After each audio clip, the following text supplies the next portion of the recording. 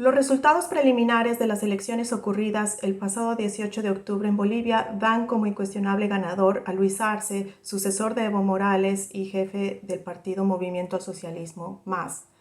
Esto, si bien no se han dado oficialmente los resultados, ya ha sido avalado por la mayor parte de los actores políticos involucrados y aceptado por la mayoría de la población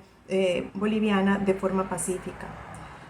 En términos generales, ¿esto qué quiere decir para Bolivia y qué se puede esperar en los próximos años? En general, la conclusión más importante es que el movimiento al socialismo es el único capaz de entender la Bolivia de hoy, que ha sufrido grandes transformaciones en los últimos años en términos políticos, económicos y sociales, y que el único partido político capaz de entender las diferencias que existen en el país en estos momentos es el movimiento al socialismo. Por lo general, las campañas de la oposición han basado mucho su carrera hacia las elecciones en campañas revanchistas y basadas en el temor al posible retorno de Evo Morales al país, sin hacer mayores propuestas. Por lo tanto, el voto puede entenderse como un voto que está a favor de continuar con el proceso de cambio, pero no necesariamente guiado por Evo Morales. Esto quiere decir que en términos generales el ganador es el movimiento al socialismo, es decir, un partido político que ha logrado aprender ciertas lecciones y que ha sido en estos meses bastante autocrítico y que ha logrado volver a sumar a sus bases algunas voces que habían sido marginadas durante los últimos años del gobierno de Evo Morales. Todo esto sumado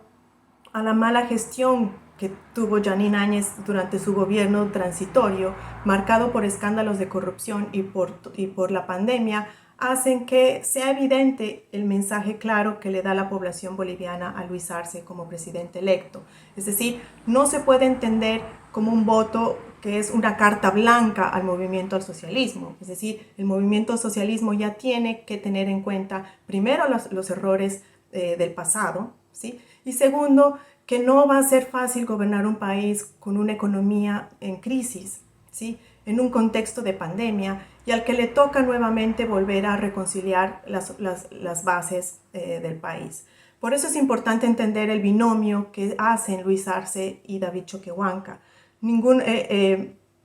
David Choquehuanca no fue la elección inicial de Evo Morales para la sucesión, pero sí fue la exigencia de las organizaciones de base que fuera él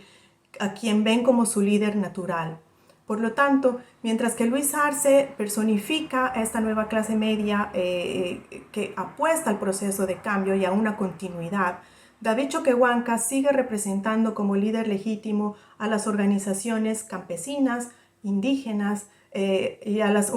organizaciones de trabajadores y mineros del país, que son las organizaciones que necesitan nuevamente volver a rearticularse también para lograr una mayor continuidad, porque la agenda de estos grupos ya no es la misma que la agenda que tuvieron en un momento en el 2003 y que fue la que llevó a Evo Morales en las primeras elecciones al poder. Un gran perdedor en este proceso es el propio Evo Morales, que al haberse creído imprescindible en este proceso forzó un cuarto mandato, lo que lo obligó finalmente a dejar el país y a que se decantaran las cosas como se dieron. Todo esto podría haberse evitado si Evo Morales hubiera definido con una sucesión mucho más clara antes y el MAS hubiera ganado ampliamente el año pasado, así como lo hizo hoy. ¿Qué esperar en términos de gobernabilidad?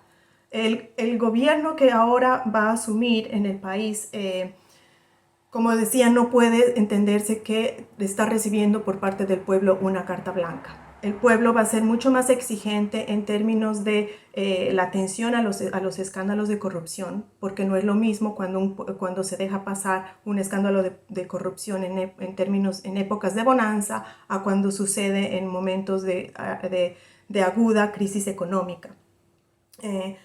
No podrá garantizarse una gobernabilidad a menos que se vuelvan a transar nuevas articulaciones y nuevos compromisos con las organizaciones de base campesinas, indígenas, y otros sectores productivos del país. Y cabe destacar que la mayoría en el Congreso ya no la tiene el MAS, por lo tanto le va a tocar negociar en todos los ámbitos políticos del país.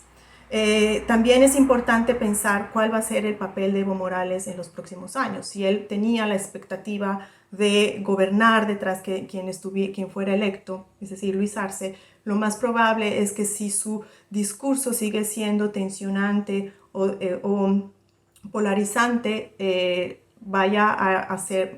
a ir a ocupar un lugar un poco mucho más marginal del que él espera o esperaría tener, que es un rol un poco más central.